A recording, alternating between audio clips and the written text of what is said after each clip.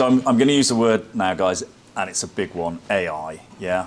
Yep. So everyone has or is forming an agenda on it, everyone has an opinion on it, everyone has some contact in it in their daily lives. What does that mean to insurers? How can it help? So I think the first key point to say on this is that AI in isolation doesn't solve any problems.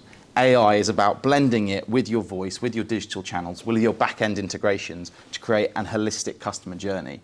AI on its own is not going to solve anything. But what does AI mean to us? Really, it's firstly thinking about, from a customer interaction standpoint, how can it interact with your customers? So a lot of people go, we don't want chatbots, we don't want voice bots, we want that personalised service.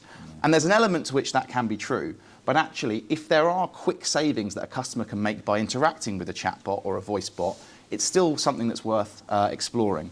Equally, repetitive tasks like identifying a customer at the start of the call, doing DPA checks, you can potentially use some sort of voice bot or AI to automate that process. And that can actually make it a lot shorter for the customer, but actually remove a lot of time from speaking with a live agent, which in reality is always going to be the most expensive element of a contact centre, the price of people. Sure. And I suppose we have to define what AI is, because it means so many different things to so many different people. And one of the technologies you were talking about there, the IDMV element of a call arriving, we've been doing that for years in terms of IVR. Absolutely, and I think for me, a lot of people are scared of AI because it's banded around an awful lot.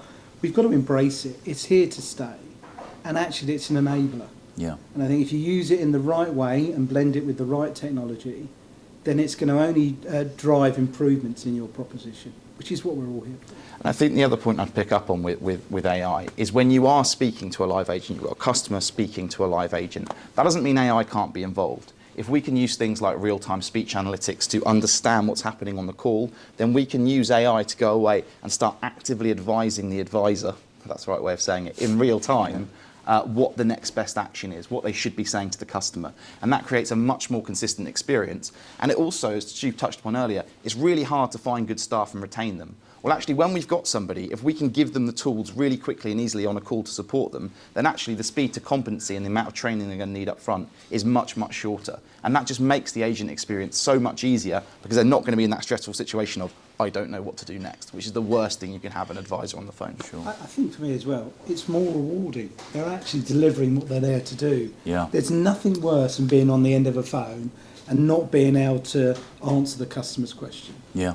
And actually, if you can use technology and AI to be able to say, actually, you've asked that question, I've given you the answer, are you happy? Yeah. Again, what more could you ask for? Sure. And I think the other thing I'd pick up on as well is one of the kind of hidden costs within any call centre is the post-call work. So post the end of a call, we have to write up notes, we have to do a lot of work inputting into systems, etc.